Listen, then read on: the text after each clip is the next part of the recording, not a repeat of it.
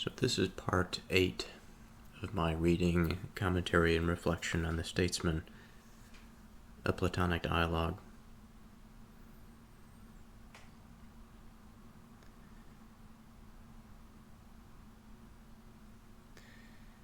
So we've been discussing a new method by which we can boil down the statesman and the sophist. We have gone on a few different tributaries, determining certain things, relieving others from our journey. All of these things would be a bit much, I think, to recap here. And so I think it's appropriate that if curiosity finds its way into the mind, that the previous episodes will suffice to fill in those gaps. But now we continue to divide things, to separate them into two, and narrow them down into principles or ideas that lead us to the identity of what we are after. So in this case, it's the king and the statesman. And the method by which we are doing this is to separate out the thing of attention from those that surround it. And we are using an analogy to get there, something that is similar to a particular type of caring. And of course, this particular type of caring, as it relates to kingmanship and statesmanship, is that of the herding of human beings. So like always, the general progression that I've been using to reflect on this dialogue has been to read 2 pages and then to go back and to pick out the details and try to make sense of them.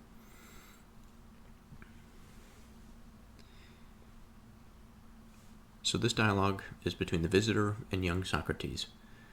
The Socrates that we are familiar with is sort of standing in the background. Young Socrates is his namesake, having the same name but not of the same person. So the visitor says, "As for what comes next, let's reflect that someone might perhaps suppose that weaving had been adequately described when put like this, being unable to grasp that it had not yet been divided off from those operative arts that border on it, while it had been parceled off from many other related ones." Young Socrates says, "Tell me, which related ones?" You didn't follow what's been said, it seems. So it looks as if we have to go back again, starting from the end. If you grasp the kinship, in this case, we cut off one related expertise from weaving just now, separating it off the putting together of blankets by means of distinction between putting round and putting under. I understand. What's more, we took away all craftwork out of flax, esparto, and what we just now by analogy called sinews of plants. Again, we divided off both the art of felting and the sort of putting together that uses perforation and sewing, of which the largest is the art of cobbling. Absolutely. Still further, working with skins, which looks after coverings cut in a small piece, and those sorts of activities that look after shelters, all those involved in building and carpentry in general, and other sorts of expertise, contriving shelter from inflowing water. All of these we took away. Also, all those sorts of expertise in forms of protection that offer preventative products in relation to thefts and violent acts, and those that have to do with carrying out the work of lid making and fixings to doorways, which are assigned as parts of the art of joinery. And we cut away the art of arms manufacture, a segment of the great and varied capacity which is defense production. Then again, our first and immediate move was to divide off the whole of the art of magic, which is concerned with protective charms, and we have left behind, as we might suppose, the very expertise we looked for, which protects us against cold weather, productive of woolen defense, and called by the same name of weaving. Yes, that seems to be so. But put like this, my boy, it is not yet complete. The person who puts his hand first to the production of clothes seems to do the opposite of weaving. How so? The business of weaving, I suppose, is a sort of intertwining. Yes. But in fact, what I'm talking about is a matter of breaking apart things that are combined or matted together. What is it you're referring to? The function of the art of the carder, or shall we dare call the art of carding the art of weaving, and treat the carder as if he were a weaver? Certainly not. And then, too, if someone calls the art of manufacturing warp and woof weaving, he is using a name that is not only odd, but false. Quite. And what about these cases? Are we to put down the whole of the art of fulling and clothes mending as being no sort of care for clothes, nor as any sort of looking after them? Or shall we refer to all of those, too, as arts of weaving? Certainly not.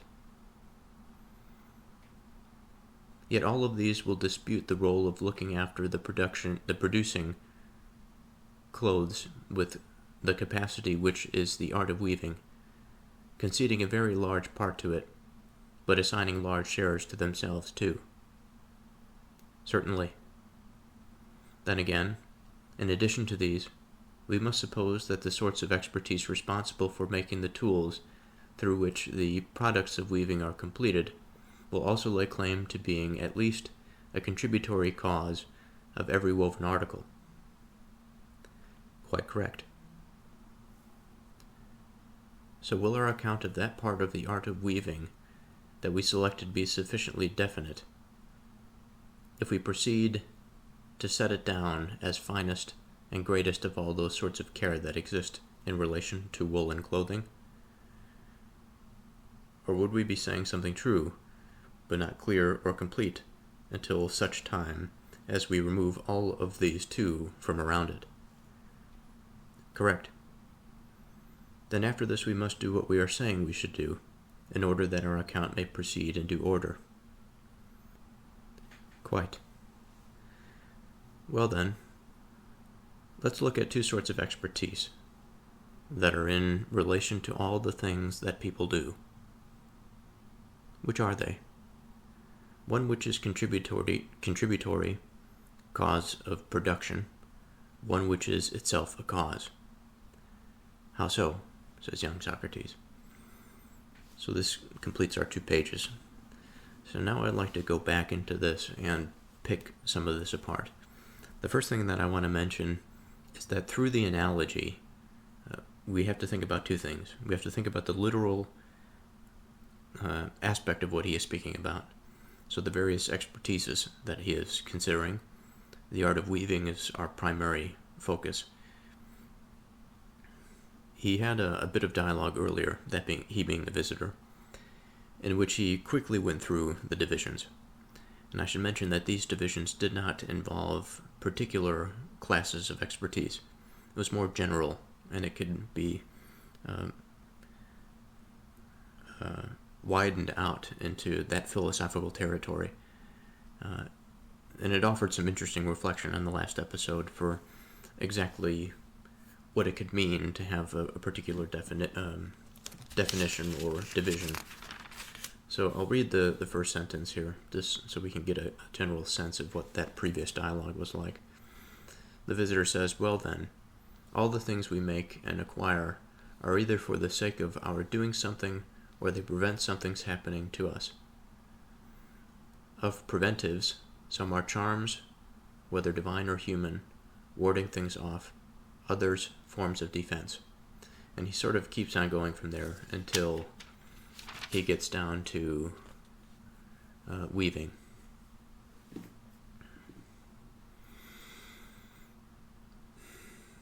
So the first thing he says after this, as for what comes next, let's reflect that someone might perhaps suppose that weaving had been adequately described when put like this, being unable to grasp that it had not yet been divided off from those cooperative arts that border on it, while it had been parceled off from many other related ones. So again, keeping in mind that we have to think about the literal thing that's being said, about the literal expertise, and more the philosophical analogizing that we're doing. The philosophical bit is going to be where our production and our reflection probably rests. We're going to use the literal aspect as a springboard onto it. Now, eventually, we're going to get into something that approaches our primary object, which is the Statesman, but this is going to, I think, this tributary is going to take some time.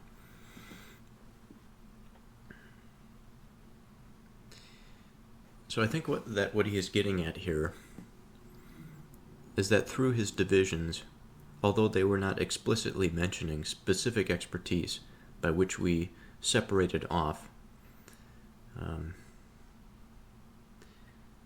it can be implied, it can be reasoned, it can be reflected or imagined that close associations to broad topics of division, and again I'll go back because this is our primary division source. He says of preventives. Now preventives is an important division. Some are charms, whether divine or human, warding things off. Others forms of defense. Of forms of defense, some are ways of arming for war. Others forms of protection. Of forms of protection, some are screens. Others are means of warding off cold and hot weather. Of the latter type of protectives, some are shelters, others are coverings. Of coverings, one sort consists of things spread under, a different sort of things put round. Of the things put round, some are cut in one piece, while a different sort are compound. Of the compound, some are perforated, others are bound together without perforation. Of the unperforated, some are made of sinews, of things growing from the earth, others of hair. Of those made of hair, some are stuck together by means of water and earth, others are bound together with themselves. So, this gives an idea of his divisions, but really nowhere in there do we have the specific forms of expertise.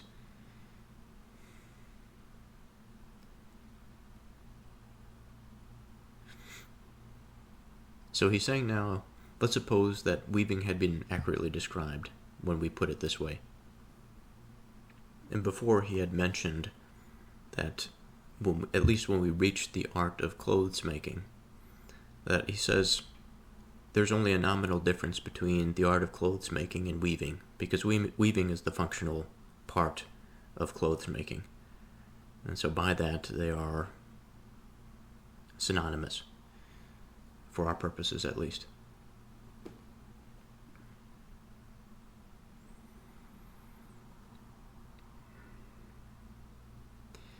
Now the thing he says is,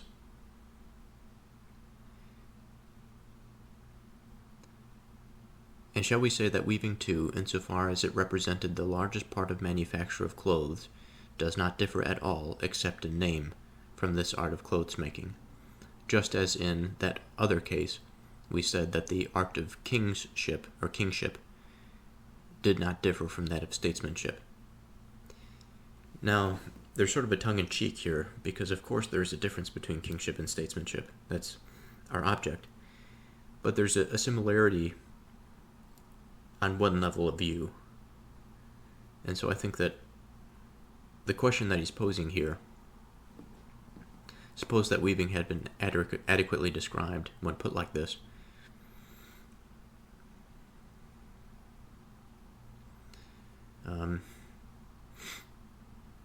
I think in one sense, what they would miss is not necessarily a technical, but a strong definition once we reach down into these principles that are approaching the identity of the thing itself. That when we can go no farther, when we're at the sort of first principles of our design, of our object, and when we can go no farther, then we can say perhaps that we have arrived at a place of naming and identification. But it seems we are not quite there. He continues. So he says, let's reflect that someone might perhaps suppose that weaving had been adequately described when put like this, being unable to grasp that it had not yet been divided off from those cooperative arts that border on it, while it had been parceled off from many other related ones. So there's another sense in which, maybe despite weaving not being appropriately described, we're assuming for a moment, that weaving had been appropriately described by our method of division. But if he had not seen, not understood, the ways in which we have secluded weaving from other related arts, then those objects, those characteristics that are similar to it, that again occupy those broad categories through which we went through the division, they would muddle our understanding of what the weaver is or what the weaver does, the identity of the weaver. So then young Socrates gives us an opportunity by saying, I don't really understand what you mean, to go through this again. And so now he's going to give us some specific examples. And despite this not being as philosophically perhaps dense, I think we can still make some of it when we see the specific expertise. We'll draw out of it, I think, what he is trying to point to here, why it's so important to understand why the separation of expertises from our primary object, or the conclusion that we've come to, that principle that is now approaching our analogy to the statesman and to the kingship, why it's so important to have things separated from it, to have it secluded, sequestered. So in response to young Socrates' confusion, the visitor continues and he says, if you grasp the kinship in this case, we cut off one related expertise from weaving just now. Separating off the putting together of blankets by means of the distinction between putting round and putting under. Now from the last episode, I had no idea that's what we were doing. And I'm not even sure when the visitor was going through this initially, or Plato was going through this, whatever the situation was. I sort of wonder what road he went through, because of course we didn't start with the weaver. What we started was with, on the top of this division tree, he says, all the things we make and acquire are either for the sake of our doing something.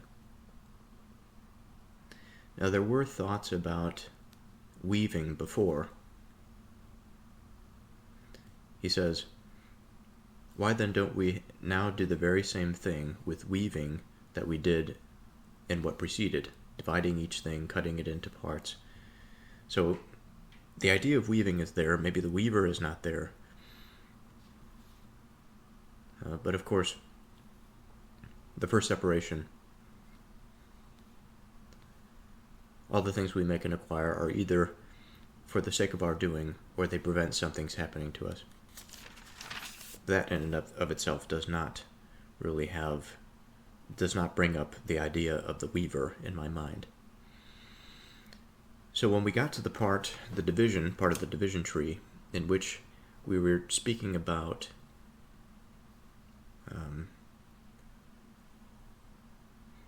the distinction between putting round and putting under, this took on much more of a philosophical tone.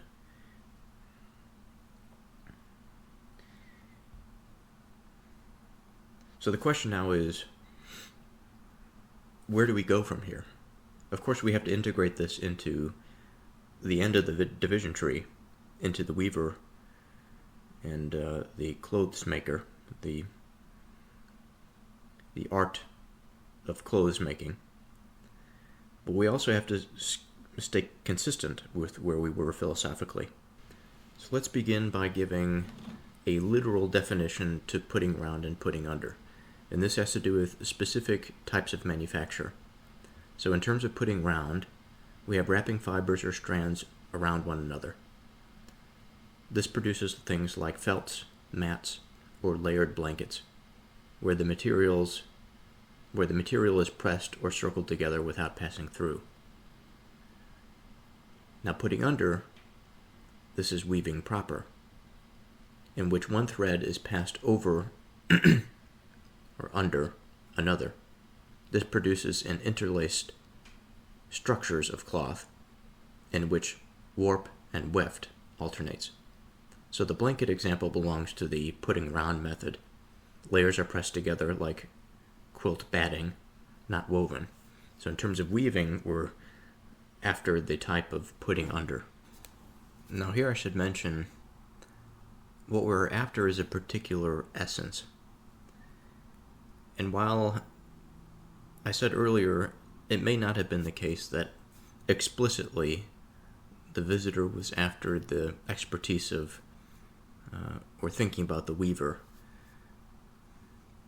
But we've been focusing on a few different terms that are fundamental, that we have to get down right. And the method by which we get there is a bit tedious, but important nonetheless. And one of these terms is care.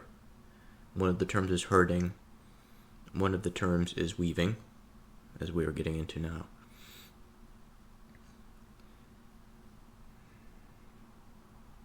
The other thing that he had mentioned not too long ago, after the exposition on the myth of Cronus, was the introduction of a model.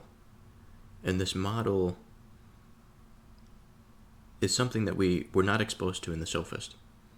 In the Sophist, we had a long discussion about between that which is and that which is not, and the marriage between them. And I've symbolized that which is and that which is not in the form of a chess piece, two chess pieces. One is the king, that which is not is the queen. And they each have their principled actions in the world. It is by their marriage, rather than the presence of one alone, that allows all that is to be. It allows various identities to be without collapsing into something that is but is inert. And then also it prevents against collapsing into that which is not, which is pure nothingness and meaninglessness. And so, again, the marriage between these two is fundamental. And this gets into all sorts of things like truth and falsehood, what we were talking about now in terms of the relationship among identities and differentiating kinds from each other. And we established that that which is, and identity in general, exists only by its relation to other things. If there was no relation to other things, then it would be sort of this vacuous thing of that which is. And if that was the case, then there would be no difference. There would be nothing of that which is not, and again, thingness would be inert. The productive potential and capacity would be nil. The model comes into play when we are thinking about the in-between, when we are thinking about the connection between the two. And I think what this dialectic method is doing well is to bring us down to a point where we have a model by which this sort of essence of weaving provides us with almost, in essence, the essence of the statesman. Because if we can understand his function, we can understand his purpose and what he does.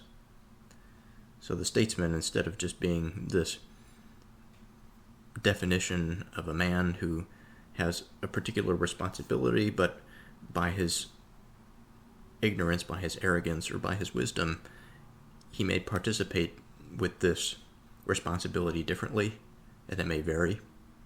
But if we know sort of at the core of this broad effect spectrum of how he operates, then it's much easier to identify the good in the way that he must operate. So the visitor says, "What's more, we took away all craft work out of flax, esparto, and what we just now by analogy called sinews of plants. Again, we divided off both the art of felting and the sort of putting together that uses perforation and sewing, of which the largest is the art of cobbling." So I can't remember, today is a new day. I can't remember if the other day I went through this superficially. I know I didn't go through it in any particular detail, but I like to do that now, and then explain perhaps a rough philosophical equivalent. So he's explaining things that have been separated from. So if weaving is going to be one of these things that approach us quite closely to kingship and statesmanship by virtue of its interwoven nature, then it's going to be important to understand how all of these are different from. So starting with flax. Flax is a plant whose fibers, linen, are spun and woven into cloth.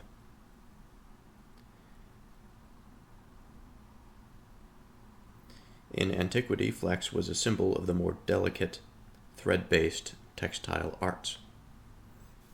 So immediately, I think it's not necessarily clear how flax is different from weaving. There's a subtle difference. We have to remember that flax fibers are long, fine, and can be spun into linen thread. Flax itself is the material that is used in the process of weaving. It is not weaving itself. Now there's a process by which one produces flax. But if we're looking for the statesman, we are not looking for the process that created human beings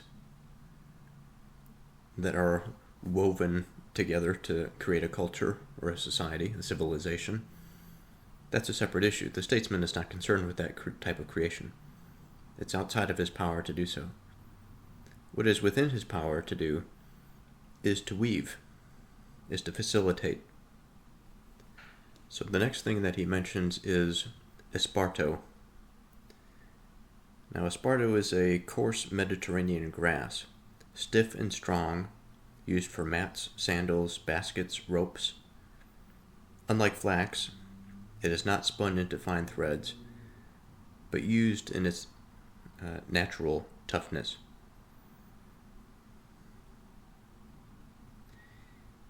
So again, we have another example, much like flax, of how esparto is kind of close to what we're thinking about in terms of this weaving. It is used to create structures that are useful. But the primary philosophical association is the interwovenness. It is the diving under, such that we have this interconnected network of fibers. And with esparto, we don't have this.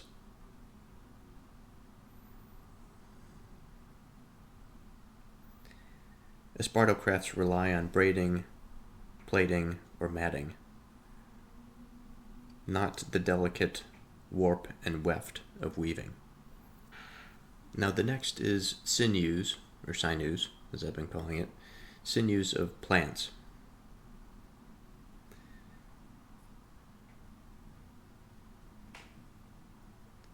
Now a sinew of a plant,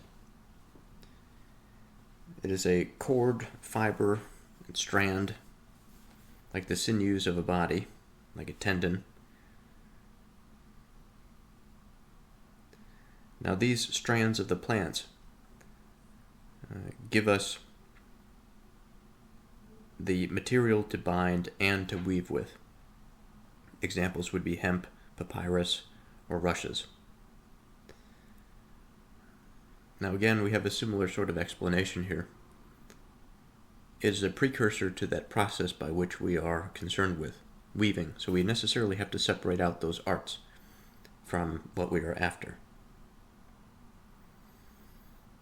Now felting, unlike weaving, the warp and weft, felting binds fibers together by compression, moisture, and pressure.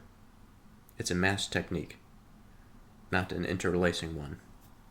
And so if we were to think about a ruler under this capacity that had expertise in this type of art, this sort of associated art, I think perhaps of a tyrant, a despot, one who wishes to control by that pressure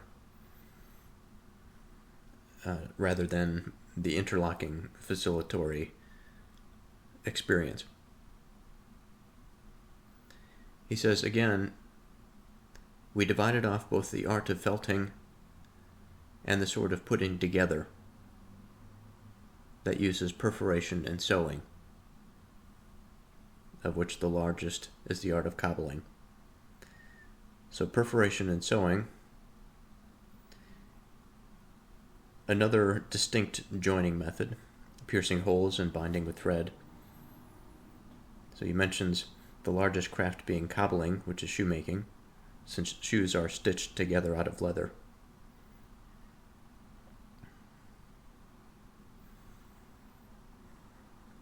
So it's a type of binding, it's a type of unification, but again, the procedure is different.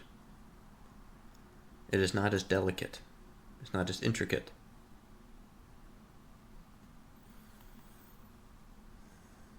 Now young Socrates responds, absolutely.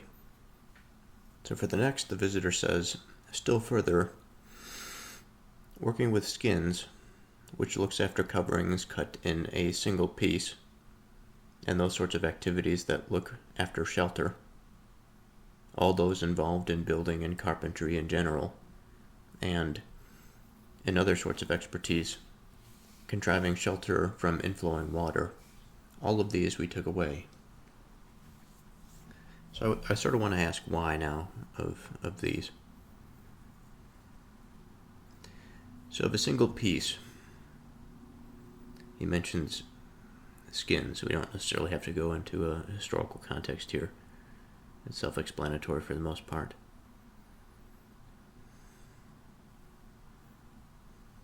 So the coverings that are of a single piece. So if we imagine a king or a statesman that only had authority or scope, vision over a piece of that society or of that civilization, what would it mean?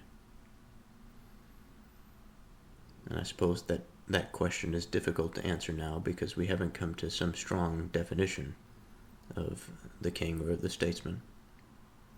But through this process, I think we can come up with something. So what shall we say?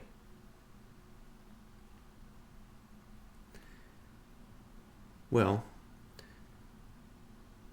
we're faced with the question, is it better to have dominion, influence, authority over part or over the whole? And the qualifier would be, well, it depends on what the authority is used for.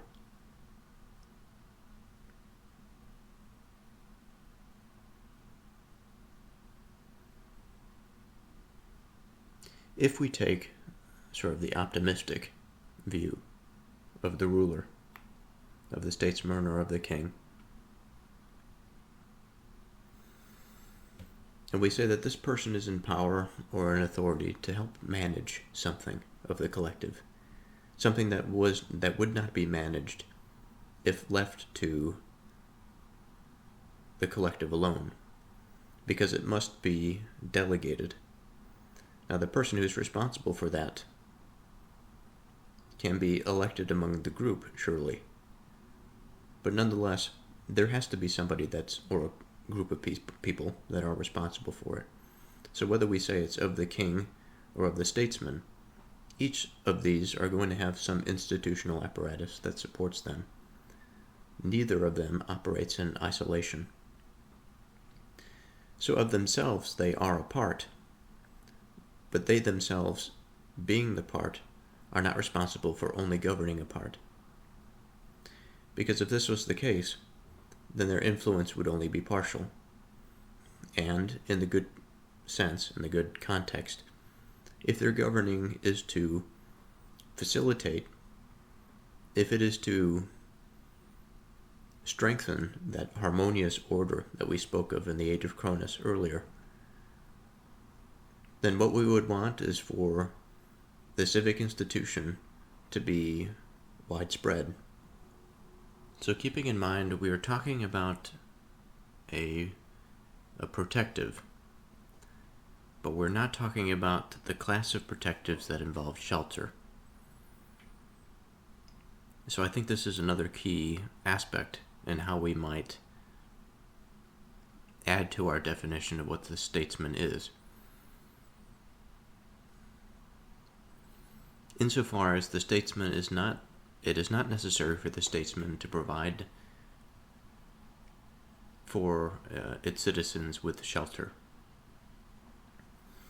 The responsibility may be there for some other apparatus, but it is not for that civil authority, nor is it for the king.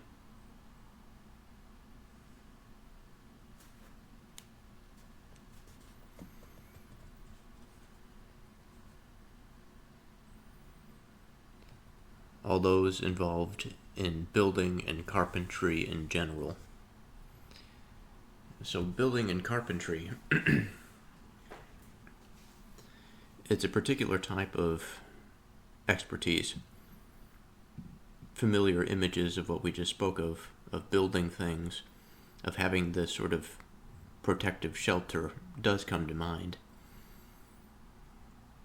But there are plenty of things that can be built.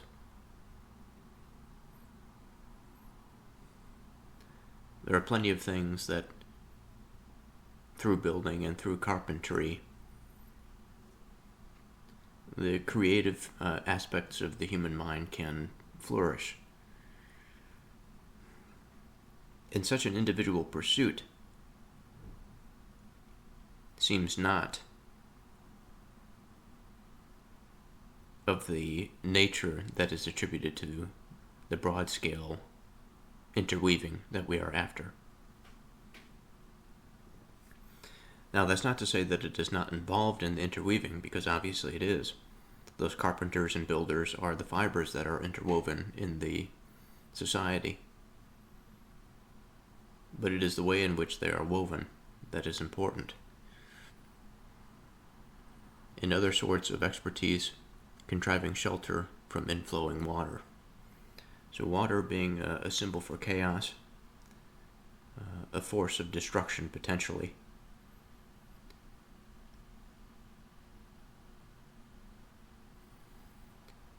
Now this preventive against the force of destruction, or perhaps we can say of nature,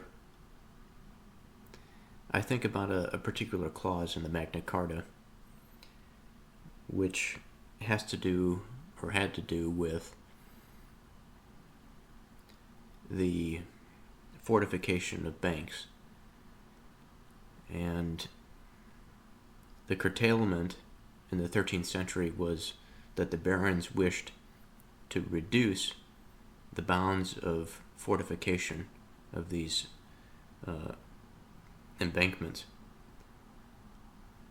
And I have to imagine that there was some unfortunate consequence that resulted from this, such that perhaps people's homes were flooded downstream of the river of the embankment that was fortified, or flooding of agricultural land, whatever it happened to be. So that's the first thing I think about when I think about the civic authority putting its foot into something of that nature. But in a broader sense, I think about the collective, the collective's relationship to the governing authority, and how, if the governing authority is to establish something akin to a shelter at that level, whatever the appropriate spiritual metaphor would be, or analogy, or a political institution, and by extension, the material enterprise that comes about because of that. Or we consider the potential states for confusion or chaos that water might bring, the potential for destruction. And I think as of a preventive, this is surely something that's possible. And I have to wonder, we all have opinions about things. We all come to understand our political beliefs through different lenses. Not that there cannot be a solid definition of things, but by the same token, I can see the visitor is moving to something. And the way in which he's moving to it, I have to ask myself the question, how much of this reality are we finding versus how much are we producing? And by this I mean, man is surely capable of the creative energy. If he is to be made in the image of God, then he has this capacity for creation and production and development. But also, I think what we see, what we can identify in regards to patterns in nature, there are different ways in which things are governed. There are different ways in which nature relates itself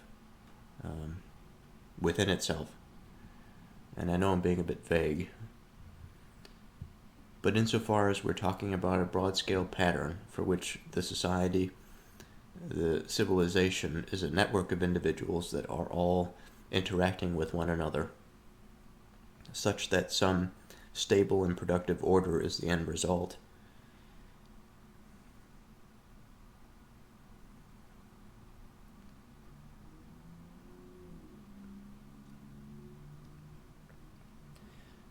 The reflection is that the visitor, I think, truly cares about the proper orientation of the statesman and the king. But also I have to wonder about his division and about what he precludes. I don't want to say too much based on this, because I think that there are ways that we can find ourselves in situations that I don't expect. But I'm curious. I'm very curious about how the view of this society and how the proper orientation of the statesman is meant to be seen. How universal this is. The visitor says, all of these we took away. Also, all of those sorts of expertise and forms of protection that offer preventative products in relation to thefts and violent acts, and those that have to do with carrying out the work of lid making and fixing doorways, which are assigned as parts of the art of joinery. So here's another part in which we know for certain that as we are breaking this down, there are philosophical off-roads. I find it difficult to say philosophical equivalents, but philosophical off-roads in the sense that when we are speaking about these various forms of expertise in the way that we are, the model is meant to show on a smaller scale or a practical scale the reflection of the expertise of statesmanship. And by this, along each rung within this interwoven or connected illustration, analogy, whatever word we want to use, model, there has to be an explanation. Now, the explanation may not be correct, I suppose, but the explanation is philosophical nonetheless. One of our contemporary understandings of government is that it is responsible for protecting its citizens, upholding the rule of law, a standard of law.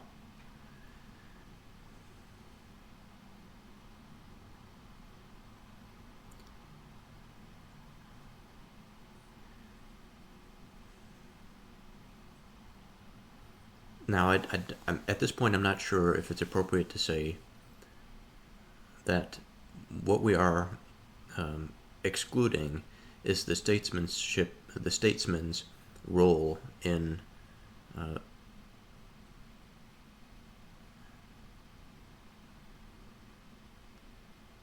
well, here I hesitate because I think I've made an error. The error was too closely associating the expertise of the statesman with the expertise of another, but for which the expertise of the other may be utilized by the statesman to uphold his knowledge of weaving, let's say. So while it's easy to be seen how related expertise can almost be inseparable, like for example, the production of the very thing that we use in the expertise of weaving. We can have things that are adjacent and quite closely related, like the enforcement of law or of policing, and yet this not necessarily be the sole or the responsibility of the statesman. It is sort of an extension. But by the same token, the mind and the primary focus of his ontology, let's say, maybe that's a bit much, but well, maybe I'll leave it there, his ontology, is the weaving, is the interconnected nature of things. Eventually his mind will come across maintaining law and order, protection, and all of this sort of thing. But it is for a broader purpose.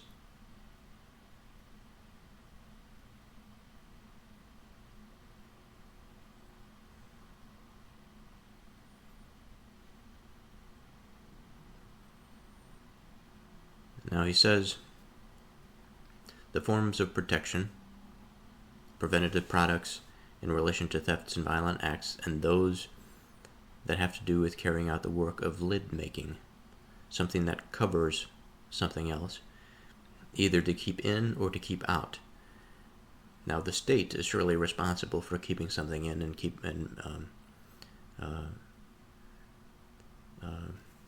preventing from something else getting in, like the foreigner, which is potentially dangerous, may potentially carry a pathogen. And the danger is obvious in these cases.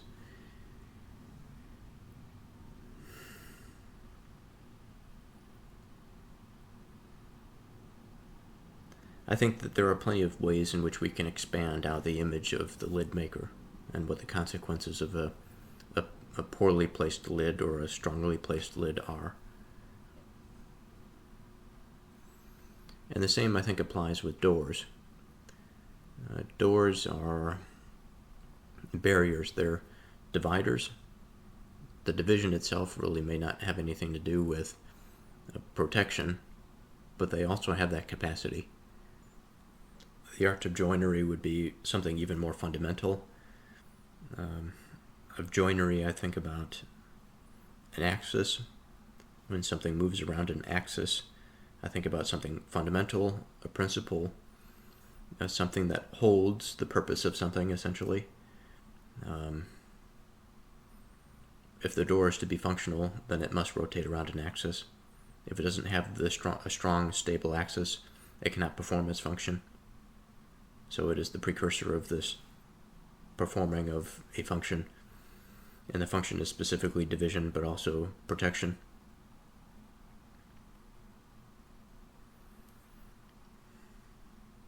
So maybe we can see a statesman directing a joinery, or a maker of of the art of joinery,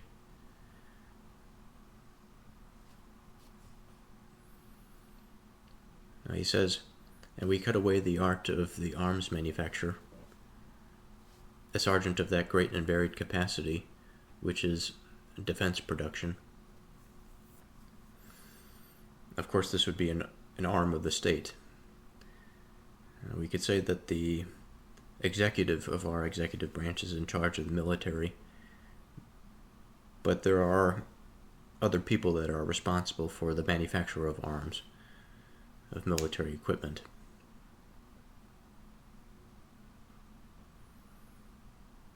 Then again, our first and immediate move was to divide off the whole of the art of magic, which is concerned with protective charms.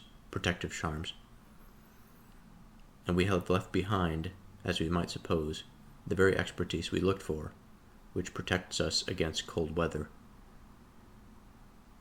productive of woolen defense, and called by the name of weaving. Okay, so what is he saying here?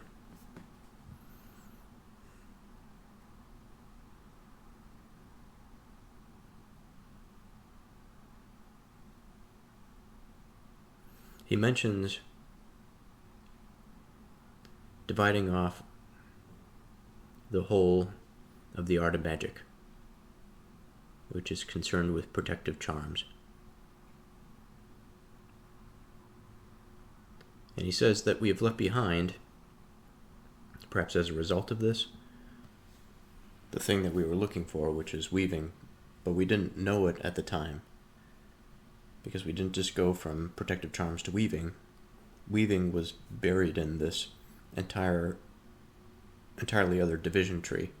So if we went down the tree of the charms, we would have missed the weaving. Of course, we could have just walked our way back up the tree and then made a new path, but that would be a complaint of insufficiency, then, I would imagine, by the visitor. We've already had this experience. Either in the Sophist or the Statesman, I can't remember now. So here I think, just as a personal matter, it's important to stop and to reflect on how we might go about problem solving on a day-to-day basis, on a practical basis. Sometimes I wonder exactly how these sorts of experiences, like, reflecting on the Platonic dialogues, are going to be practical in my everyday life. And oftentimes I find that it is, sometimes in more subtle ways than I can imagine. Other times I wish that it was more involved in my decision making, especially when I make stupid mistakes. But as far as this reflection goes, the reflection on the part of the visitor, he's, I think, calling for, he's calling attention to care. He's calling attention to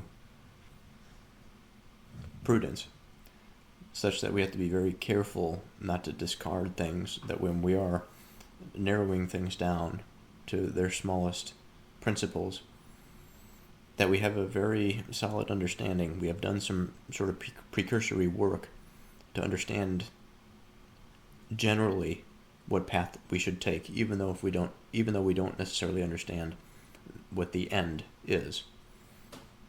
Now, in this case, we had an idea of weaving in mind, and an interwoven nature, network type nature, as it relates to kingship and statesmanship. So that helps us. And I suppose that if we didn't have a solid understanding of where we were potentially going, or would like to go, then we would get caught in that place of deception, because magic is not just a thing of superstition. It's a thing. It's an art of persuasion and deception, potentially, a sophistry.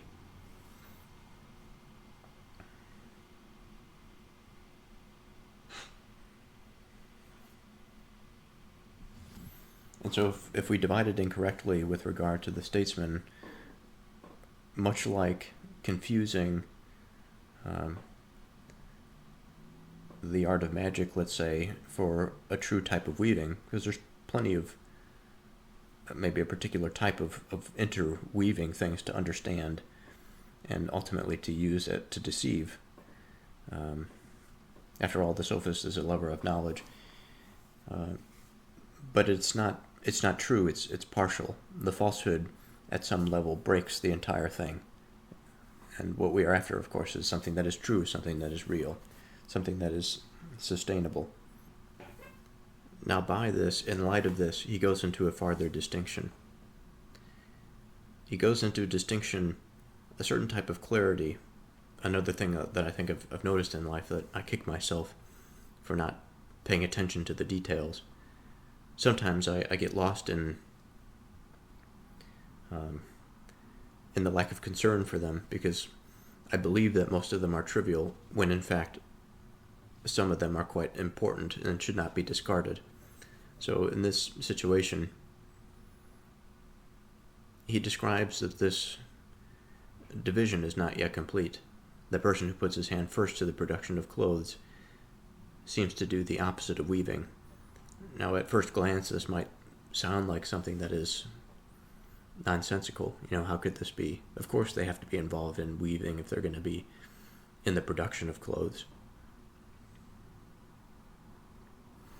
He says the business of weaving, I suppose, is a sort of interweaving, or intertwining, rather. In fact, what I'm talking about is a matter of breaking apart things that are combined or matted together. So the business is matted on top of or combined with the actual act of this interweaving. He says the function of the art of the carder, this is the thing that he's referring to, carder being C-A-R-D-E-R, or shall we dare to call the art of carding the art of weaving, and treat the carder as if he were a weaver. So what we need here is a bit of historical context, otherwise this carder is not going to make any sense. At least it doesn't to me. So carding is a stage in textile production. Before wool, flax, or other fibers can be spun into thread and then woven, they must be cleaned, disentangled, and aligned. This is done with tools called cards, flat paddles, and wire teeth. In antiquity, they might have used teasel plants, combs, or other rough brushes. The carder's job was to take raw fleece and comb it until the fibers all run in the same direction, removing knots and debris. This prepares it for spinning. So the carder doesn't weave, in other words. The visitor says, he says, and then too, if someone calls the art of manufacturing warp and woof weaving, he is using a name that is not only odd, but false. Okay, so some more context here. Warp and woof. In weaving, you need two sets of threads. The warp, the vertical threads, held taut on a loom. They're the stable backbone of fabric.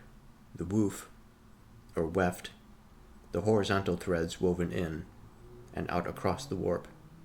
Together, warp plus woof interlace produced cloth. So the art of manufacturing the warp and woof is still not weaving. So we can see how closely we are getting now to the weaver.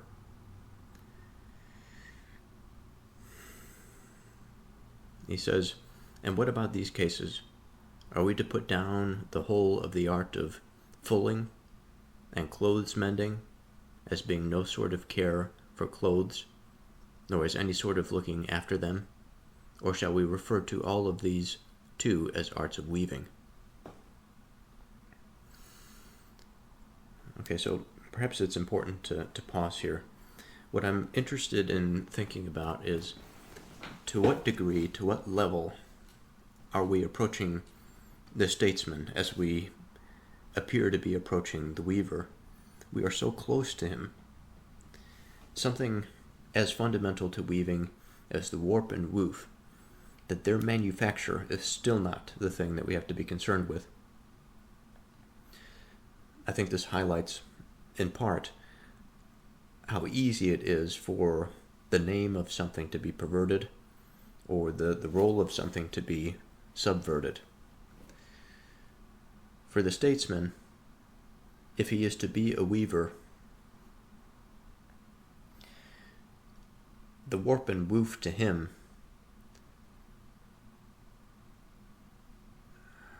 is difficult to say.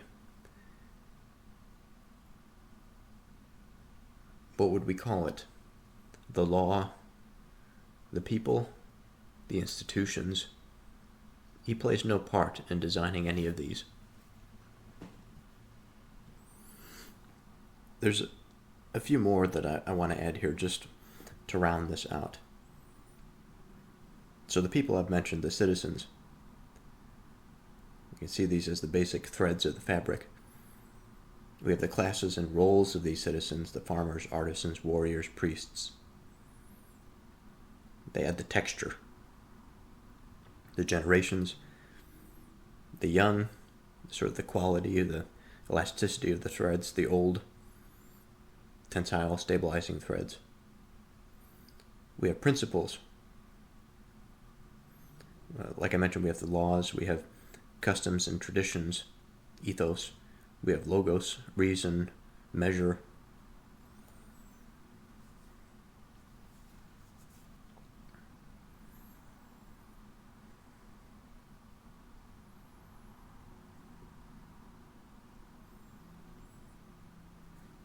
Now, these threads are interesting because we have the horizontal and the vertical. If we are to get into this, this is going to be some very rich philosophical territory. I just have to hope that we do.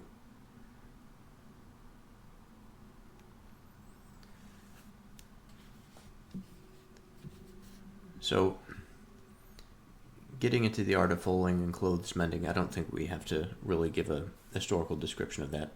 I think by now we have a sufficient understanding that we're getting farther away now again from the weaver, and we ought not to be there. He says, "Yet all of these will dispute the role of looking after the producing of clothes with the capacity which is the art of weaving, conceding a very large part to it, but assigning large shares to themselves too." And so there's an important component here.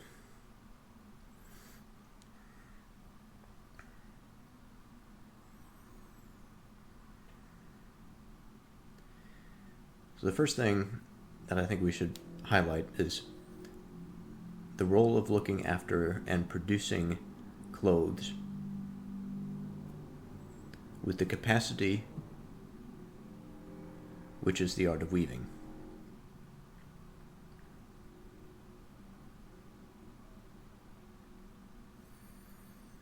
It's easy for weaving to get lost in this claim because it is something that is so fundamental to the process. But by its fundamental nature, I think it almost is given to being buried within this sort of claimant structure. There are so many things for which the fundamentals serve as the engine, the driver. And yet, what we see on the exterior is not the engine. It is concealed from us. It is protected because it's so fundamental and important. Now, there's a way in which I think I've deviated a little bit from the main point of what he's saying here. He says, "Yet all of these will dispute the role of looking after and producing clothes. The dispute will be with the art of weaving." Now, you have to wonder why. He says, conceding a very large part to it, but assigning large shares to themselves too.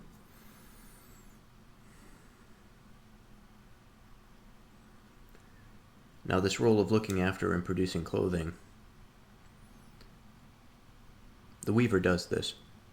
So do others. There are plenty of people that are involved in the collective rearing of herds, which is the division that had brought us to potentially the king and the statesman.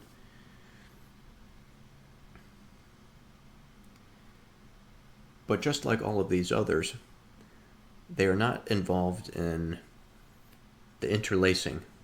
And it seems from the visitor's standpoint that this interlacing is the thing that is most philosophically rich. And that probably seems accurate. Not that some others aren't. But there seems to be a lot of potential in the weaver.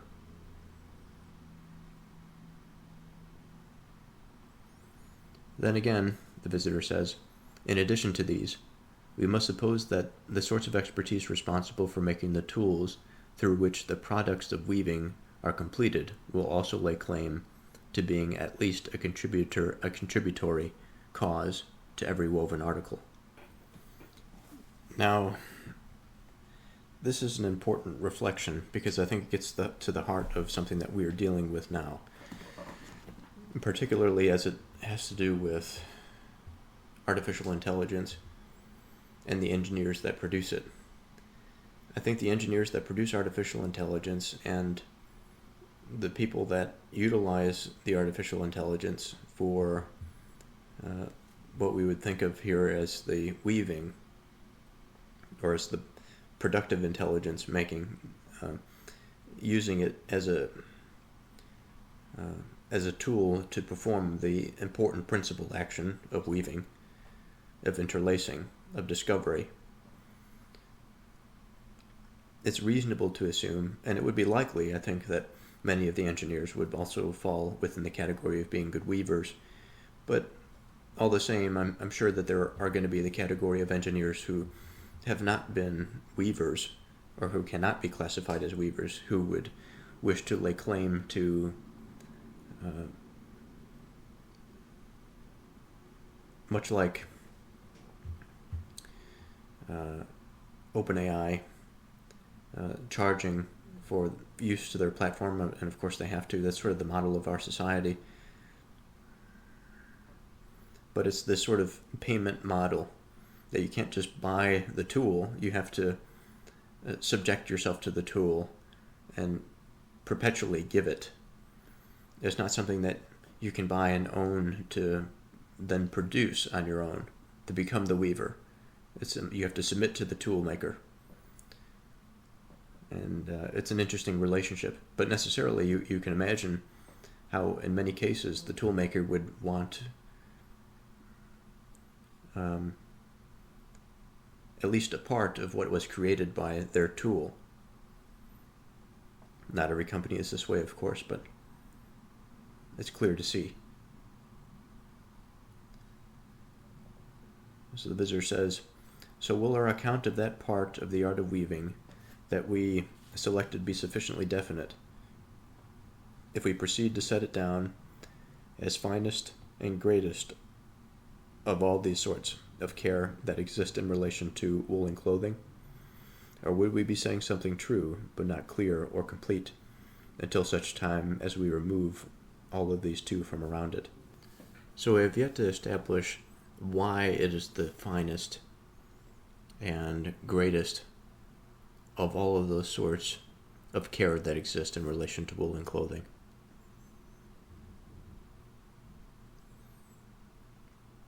And so he says we should proceed in this respect.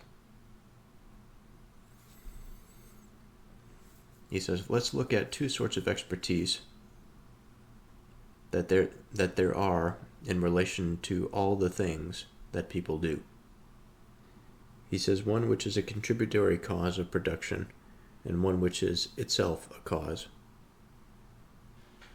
So today happens to be a new day, and yesterday we had just finished the end of those 2 pages. So like usual, I'm going to have to read these next 2 pages, and then we'll spend some time thinking about it and having a productive session. So the visitor says,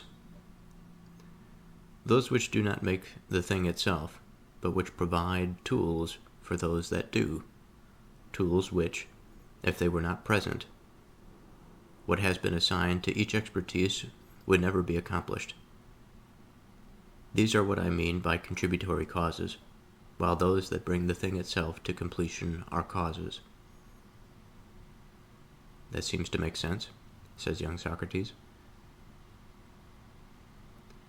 Then as a next step, shall we call contributory causes all those that are concerned with spindles and shuttles and whatever other tools share in the process of production in relation to garments, calling those that look after and make garments themselves causes.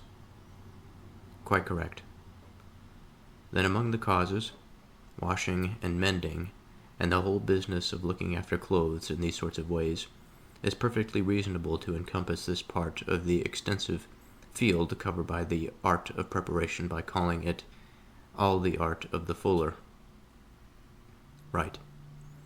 Again, carding and spinning, and everything relating to the making of clothes itself, which is the thing whose parts we are talking about, all constitute a single expertise among those everybody recognizes, namely, wool-working. Of course. Next, there are two segments of wool-working, and each of these is a part of two sorts of expertise at once. How so? What has to do with carding, and half of the art of the shuttle, and all those activities that set apart from each other things that are, together, all of this we can, I suppose, declare as one and as belonging to the wool-working itself? And there were, we agreed, two great sorts of expertise in every sphere, that of combination and that of separation. Yes. Well then, it's to the art of separation that belong that of carding, and all the things just mentioned. For separation in the case of wool and warp, which happens in different ways, in the first case through the shuttle, in the second through the hands, has acquired as many names as we've referred to a moment ago. Absolutely. Then again, by contrast, let's take a part that is simultaneously a part of combination and of wool-working, and takes place in the latter. And whatever parts of separation there were here, let's let all of them go, cutting wool-working into two by means of the cutting between separation and combination. Count it as divided, says young Socrates. Then it is turn, Socrates, you should divide the part that is simultaneously combination and wool-working, if indeed we are going to capture the aforesaid art of weaving. Then I must. Indeed you must. And let's say that part of it is twisting, part intertwining. Do I understand correctly? By twisting, you seem to me to be talking about what relates to the manufacture of the warp. The visitor says, not only of the warp, but of the woof too. Are we going to find some origin for the woof which doesn't involve twisting? Certainly not. Well, define each of these two things too. Perhaps you might define them timely. Define them how? Like this. Among the products of carding, when its material is drawn out to a certain length and has required breadth, do we say that there's a flock of wool? Yes. Of this, then, the yarn that has been twisted by the spindle and has been made firm you'll call the warp, and the expertise that guides its production, warp spinning. Correct.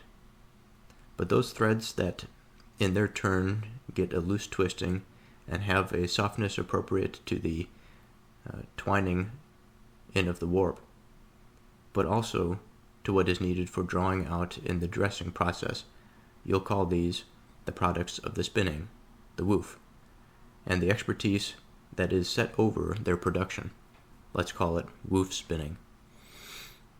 Quite correct.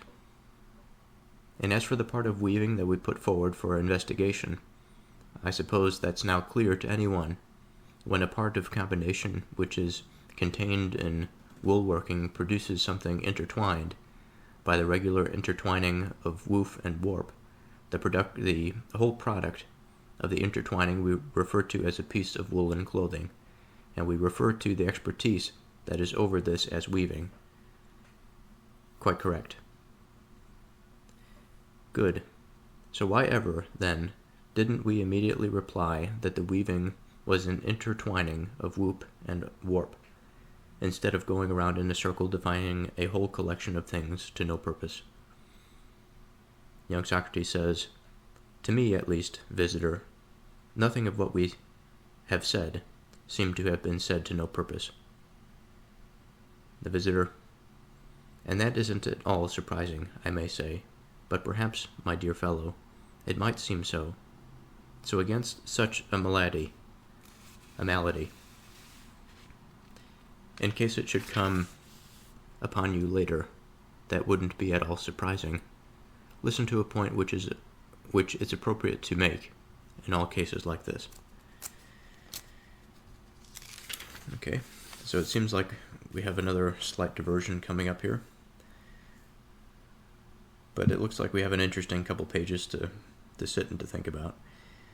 Remembering that while we may not be in the deepest of philosophical territory, we're going to enter into something deep, and so we have to prepare for it. We have to draw these appropriate connections between the statesman, or the broader civilizational aspect, and the depth that we are entering into with this particular analogy. So we have to remember where we started. We're looking at two sorts of expertise that are in relation to all the things that people do. One which is a contributory cause of production, and one which is the cause itself.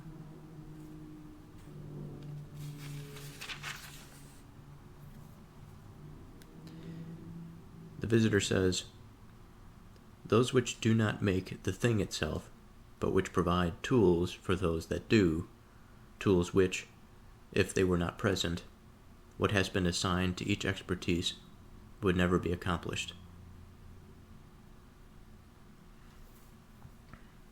So I think when we were thinking about breaking things down, sometimes the proximity of one thing to the principle of what we're after can cloud the vision.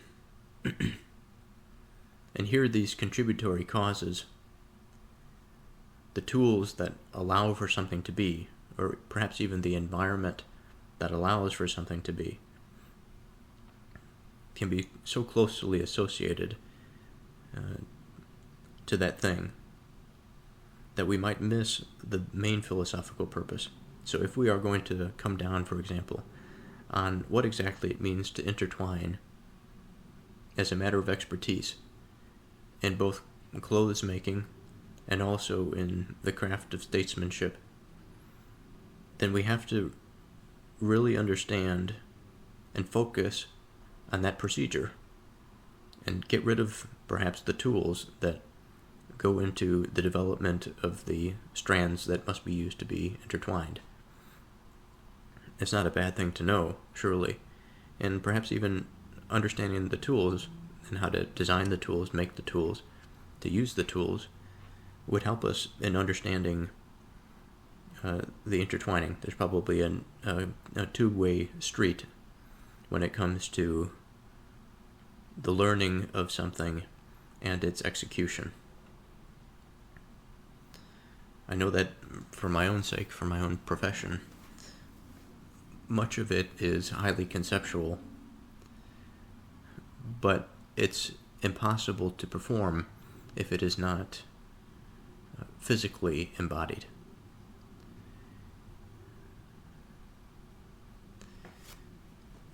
Now, the explanation of it can remain a bit in the conscious domain, abstract.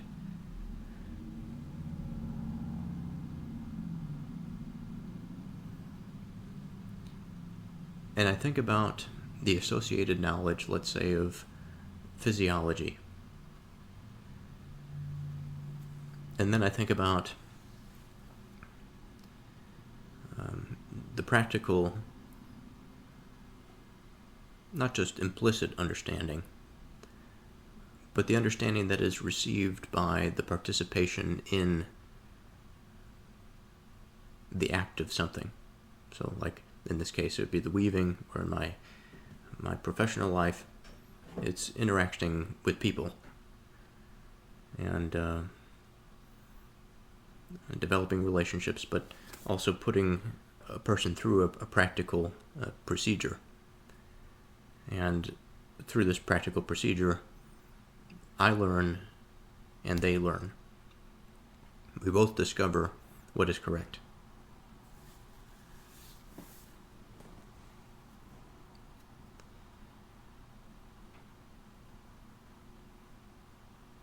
He says, while those that bring the thing itself to completion are causes.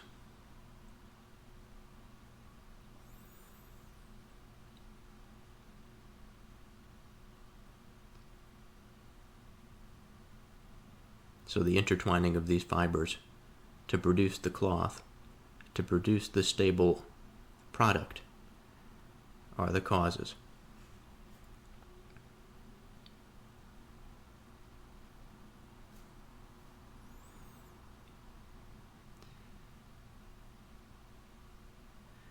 So next, the visitor calls contributory causes all those that are concerned with spindles and shuttles, and whatever other tools share in the process of production in relation to garments. So let's give a brief definition of what a spindle is and what a shuttle is. So the function of a spindle is a tool for spinning fibers into thread or yarn before weaving can happen. Loose fibers, like wool, flax, or cotton, must be twisted into continuous threads.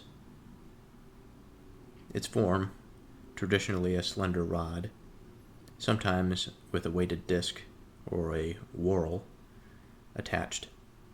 The spinner twists the fibers by hand, and the spindle's weight helps keep the threads taut while twisting. So the function of the shuttle is used during weaving to carry the weft, the horizontal thread, back and forth across the warp or the vertical thread. It shuttles in and out, creating an interlacing pattern that becomes cloth. Now its form is a boat-shaped tool designed to hold a bobbin or spool of thread so that the weaver can pass it smoothly across the loom. Now we save all that look after and make garments themselves causes. Now not so much the spindle, but the shuttle seems to be quite involved in that process. But it's a tool. It is a contributor. It still requires the hand to make the garments.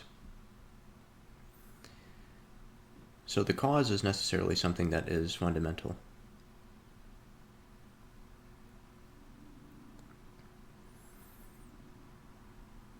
What I find interesting is that the cause is so intimately related to this concept of looking after. We can say attention, we can say care. I think both of these probably would work here. Look after and produce. So there's the aspect of which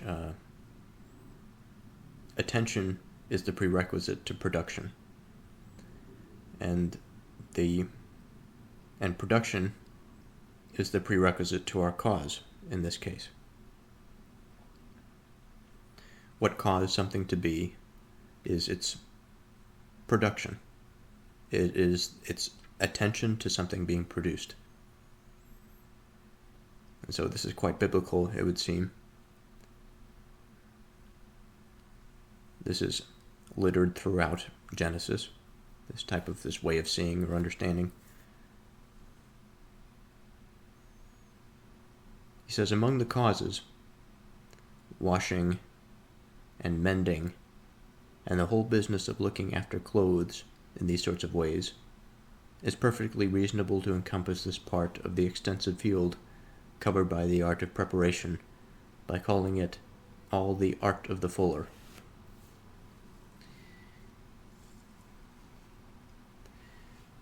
Now, the art of the fuller, as we know, is not the same as the weaver. So let me remind myself here what the fuller exactly is. Now, it's kind of a strange question to ask because we're sort of given the definition: washing and mending, and the whole business of looking after clothes. Now, this was a specialized trade in Athens. Much like weaving or dyeing, fullers were essential because newly woven fabric was often greasy, loose, and uneven from the raw wool. It had to be treated before being used as clothing. So what did they do? They cleansed the product. They removed oils, grease, and dirt from wool and fabric. They often used alkaline substances like fuller's earth, a type of clay, soda, or even urine. Ammonia being the natural cleanser. Beating and walking, pounding, treading, or pressing cloth to mat the fibers together to make it more durable. Rinsing and stretching, washing out the cleansing agents, and stretching the cloth on frames, called tenter frames, to prevent shrinkage. So all that's to say, this is an additive. This is not the weaver, let's say. It's not the art or the expertise of the weaver.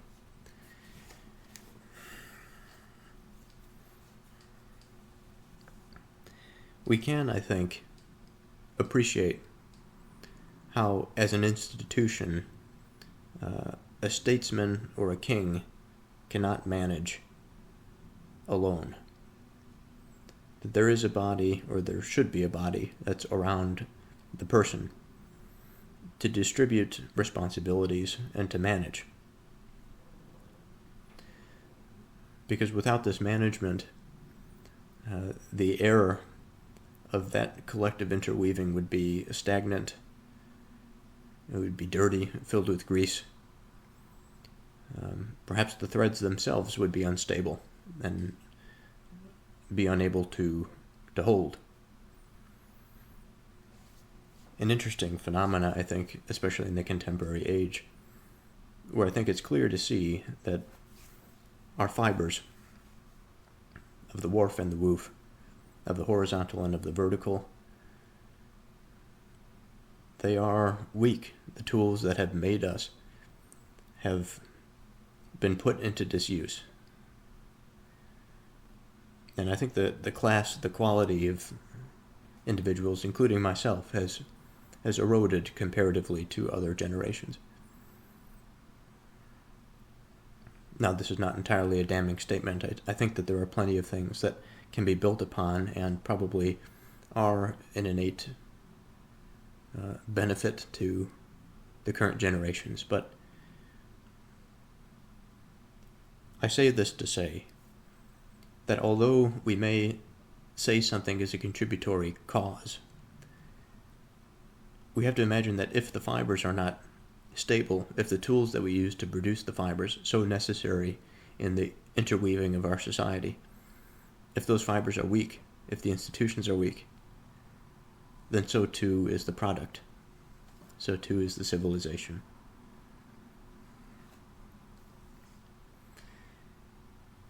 And I find it interesting because what we see is the appeal to the weaver, the appeal to the statesman to fix the fibers, when it's not necessarily his position to do it. A wise person surely can be elected that knows how to do it. But all the same, there's a profound difficulty. There's a profound difficulty in the interweaving itself, which is our main philosophical exposition, and we really haven't even gotten there to talk about it. I'm not sure if we're going to even get there, if we take some other deviation.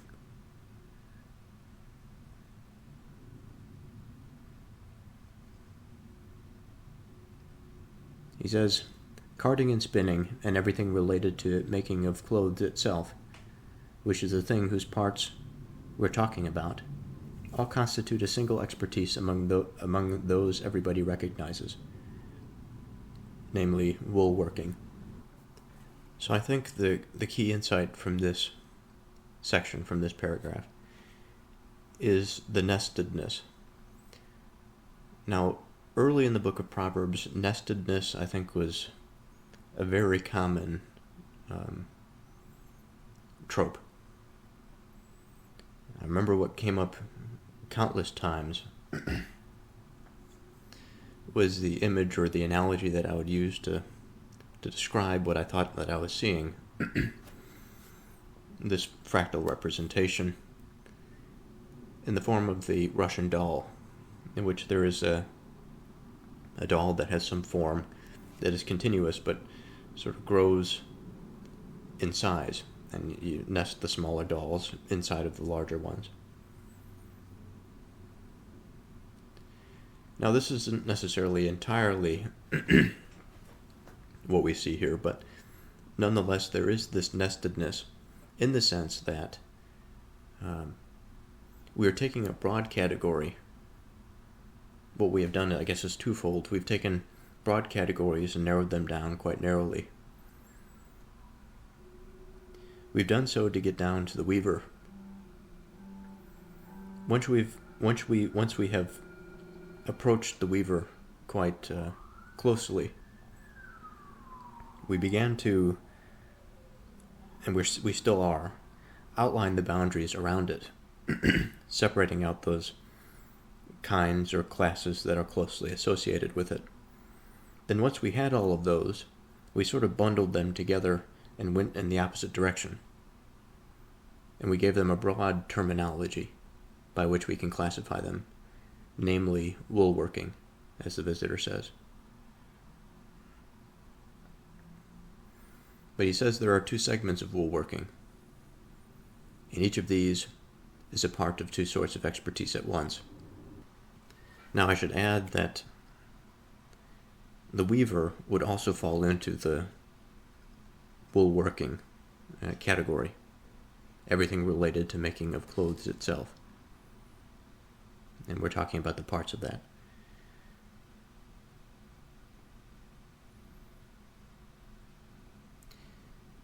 He says, what has to do with carding and half of the art of the shuttle?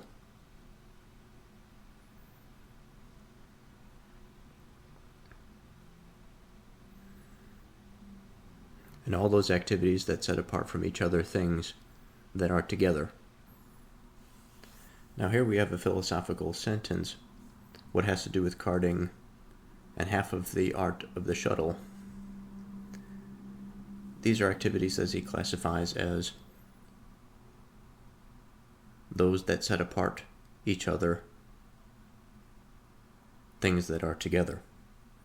He says half of the shuttle,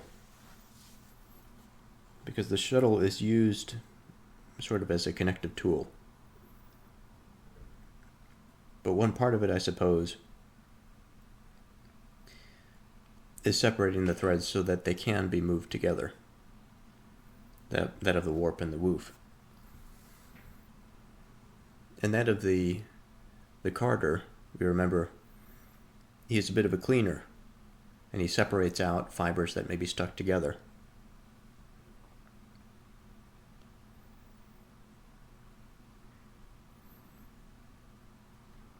Now, when we think about it this way,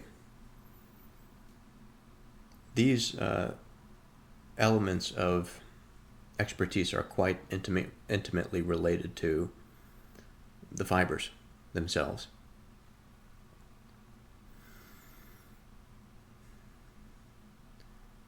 And yet, it is not the weaver. He says all of this we can declare as one and as belonging to woolworking itself.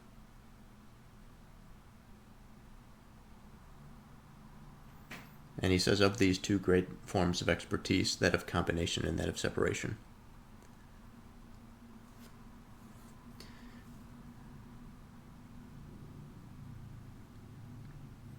To the art of separation that belonged to that of carding and all things just mentioned. For separation In the case of wool and warp, wool and warp, which happens in different ways. In the first case, through the shuttle, and the second through the use of hands, as acquired as many names as we referred to a moment ago. So what can we make of this?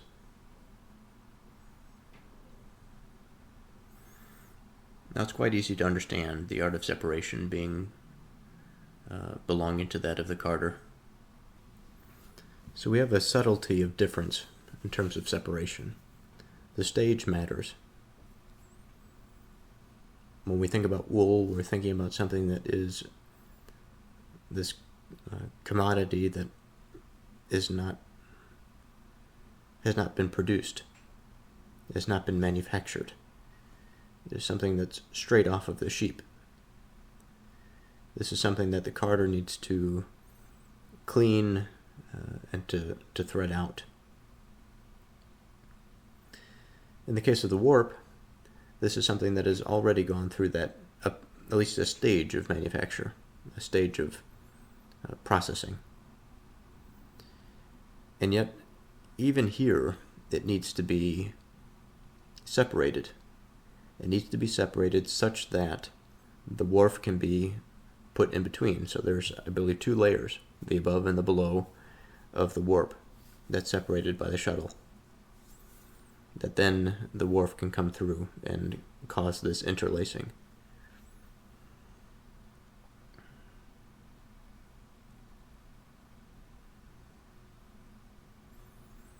And then he goes into, by contrast, taking a part that is simultaneously a part of combination and of wool working,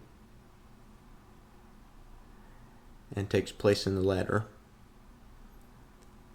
And whatever parts of separation there were here, he lets go, cutting wool working into 2 by means of the cut between separation and combination.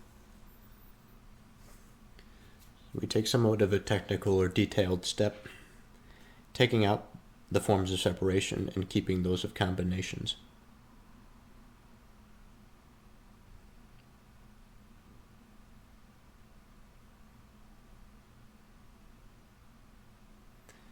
He says, let's say that part of it is twisting, part of it is intertwining.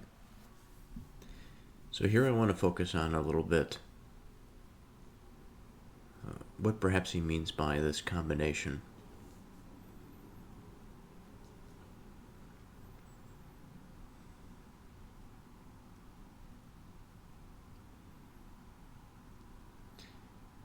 To repeat, he advises young Socrates to divide the part that is simultaneously combination and wool working.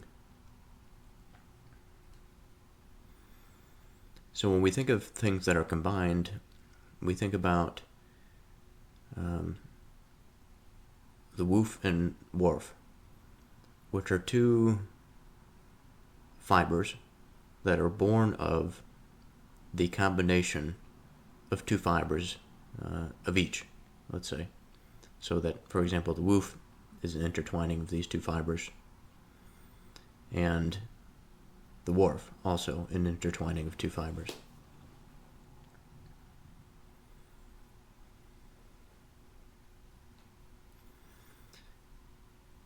And so the visitor then is curious about defining exactly what these things are, the whoop and the warp. Among the products of carding, when its material is drawn out to a certain length and has acquired breadth, do we say that there's a flock of wool?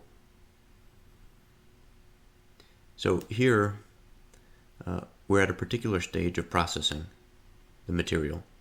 It is yet to be what we would consider whoop and warp. But this flock of wool is fundamental to the participation in the identity of the woof and the warp.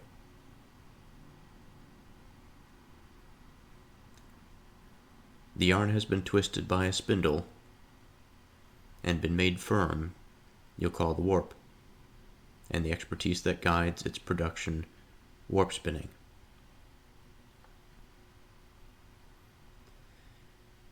So we have found a division, again dividing the part that is simultaneously combination and wool working.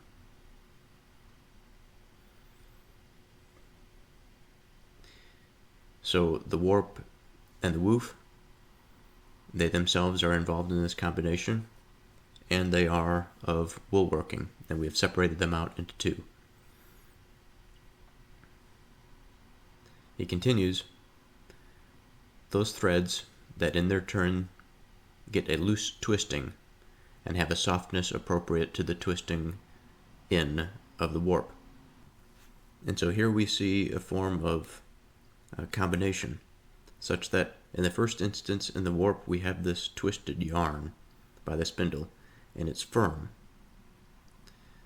And then in contrast we have other threads that are loosely twisted together. They have a softness appropriate to the twining in of the warp, so the interweaving of the warp.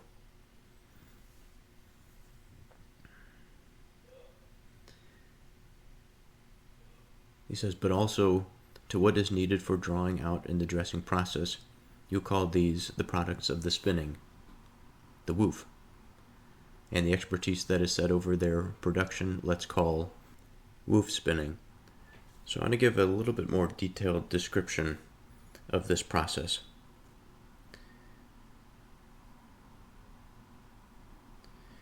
So the warp, these are the long vertical threads stretched taut on a loom.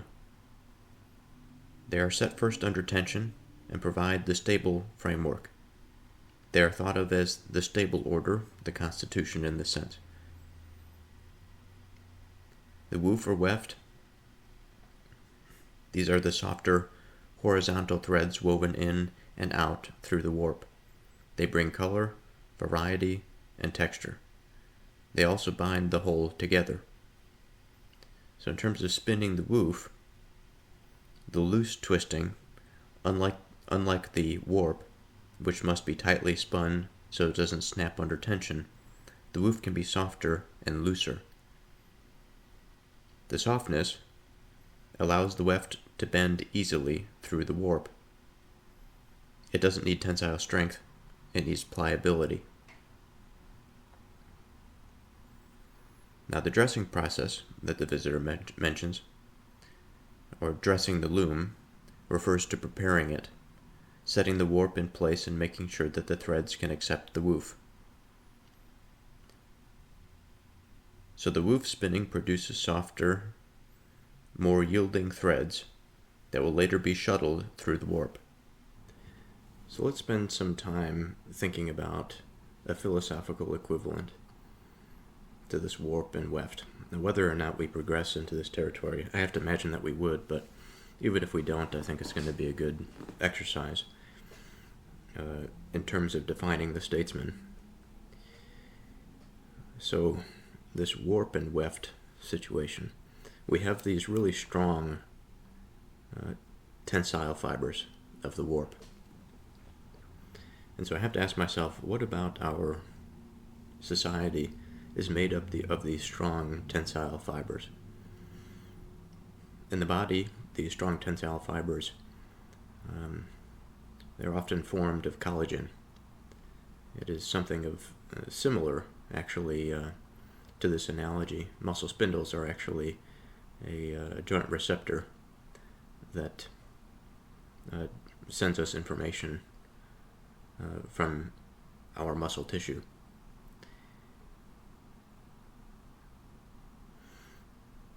But much like this tissue that transfers load from one structure to the next, such that the structure, the more stable components can be movable, at least in the case of the body, but also it provides, outside of cases of tendons, when we consider ligaments, these stabilize major surfaces, bone-to-bone surfaces. When we think about other tissues such as cartilage, we find collagen there as that strong tensile strength, but also as something that supports between joint surfaces. It protects joint surfaces.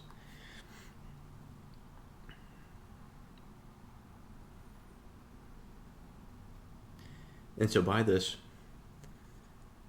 when we think of transferring load, transferring stresses, absorbing impact, facilitating motion,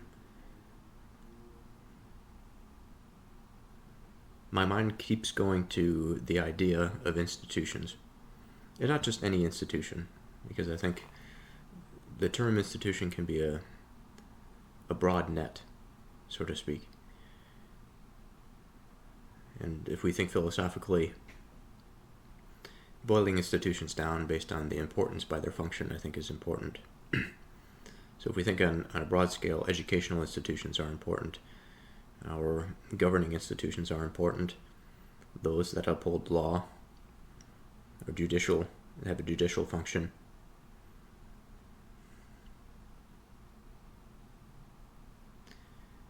The institutions that surround health and well-being, our religious institutions are important. Not all of these, of course, are state apparatuses, as they should not be, but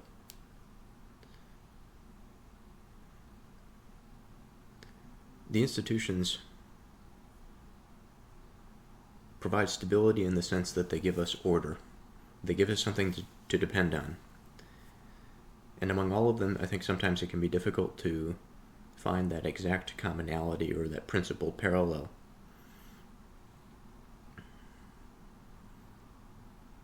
But among education, of learning of any type, of learning a skill, of learning a practical skill, this is something that people take on themselves. They sacrifice a part of themselves and their time because they think it is valuable, and the skill they can use to offer it to others. And this skill that is offered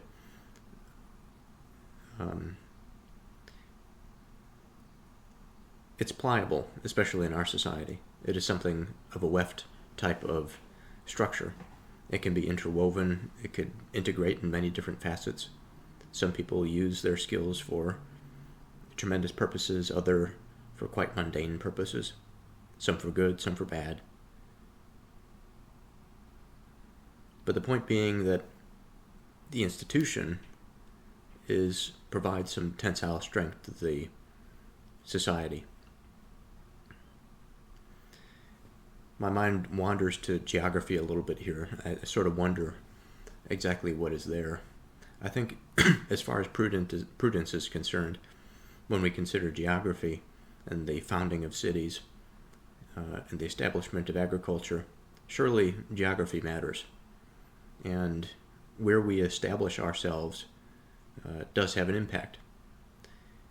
And so when we consider a statesman that is looking over this apparatus that's perhaps has some responsibility to the land that is associated with a particular state identity, it is not something that ought not to be considered. It's something that should be considered. And in matters of understanding climate, again, understanding the utility, but also perhaps preservation and the quality of life that a landscape can provide the people who live on it. These are all things that can be considered and managed to a degree, directed, harmonized. We don't want a society that devolves into a hellish industrial landscape, but we also don't want a society that is void of industry and manufacture. And so, as far as leadership is concerned, and that harmonizing of the instruments, the harmonizing of the fibers,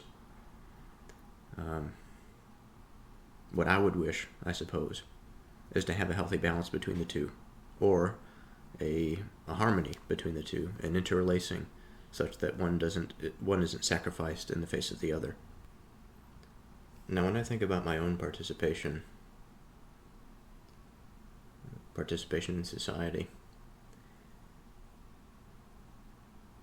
I find myself, actually, I thought something to this effect when I was driving home today from work, that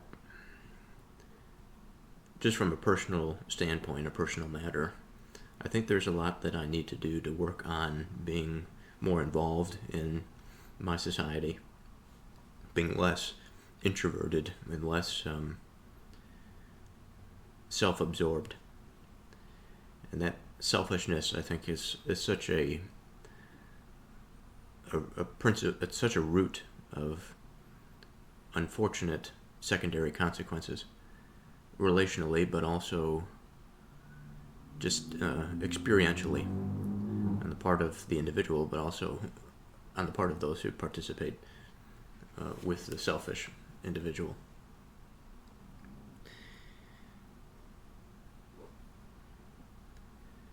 And I say this because I'm thinking about my experience in this thing that I call the society, the civilization in Western civilization. Much of what I am, what I've come to be, I think has been formed under convention by many different interactions among things, the environment, the people, the institutions. And it all at once doesn't sort of dawn on me as being something I can immediately draw to my mind, but as I think about it, as the memories filter through my mind, I think I can begin to understand my place here.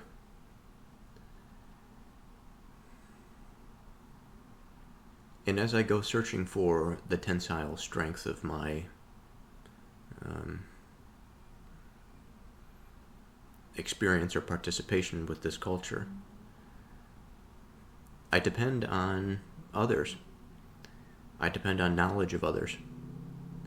I think about where I'm sitting right now, in this chair, in a building, in a room that is 4 stories up. There's a lot that goes into affording and experiencing the life in the way that I do.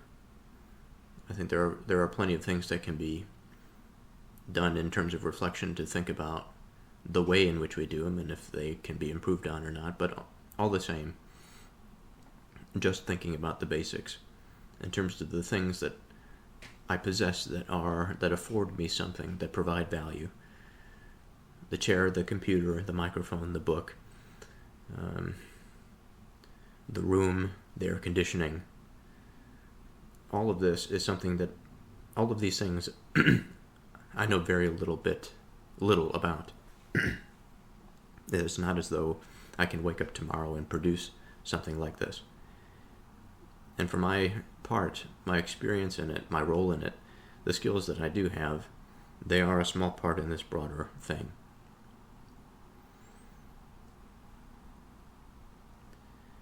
And these threads, I think, begin to appear a bit more spiritually. The threads of warp, that is. Because on one hand, yes, they are institutional, but they're not limited to that. The tensile strength, as I've mentioned, and I don't want to get caught up in, I'm concerned with the singular at this time, the singular thread of warp. I understand that in combination, all of these things together just improve that. Now, understanding that the warp itself has constituent elements,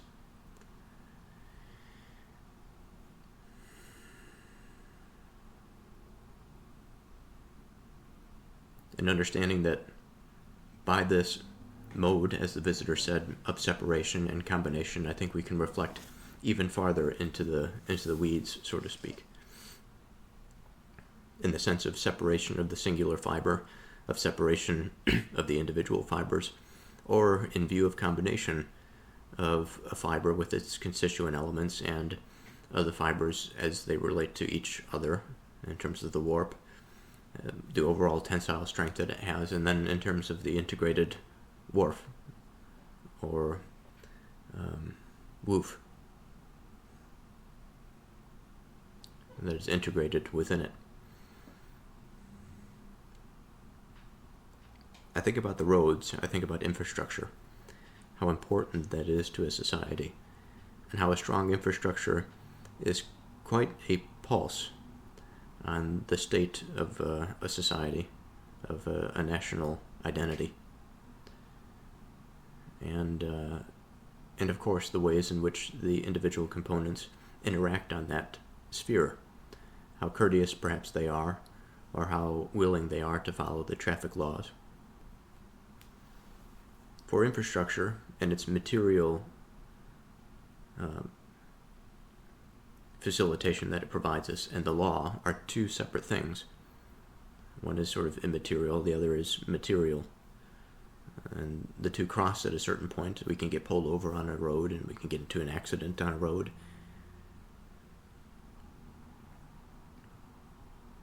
And yet, I think that both of these are aspects that provide a society with tensile strength.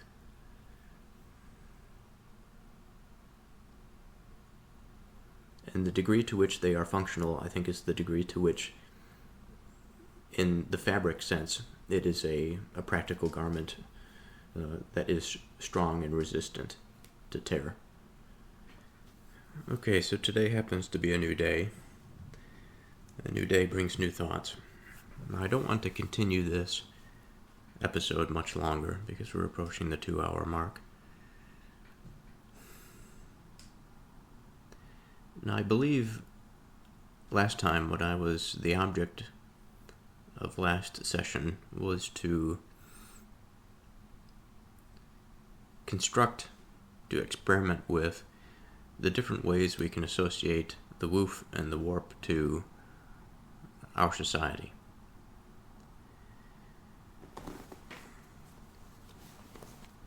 Now, I believe I went through the warp, but not the woof.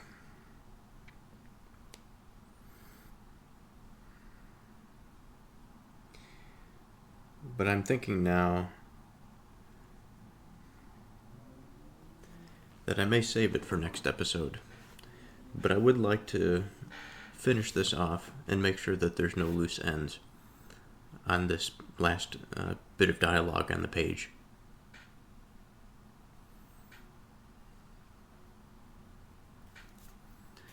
So I'm going to read.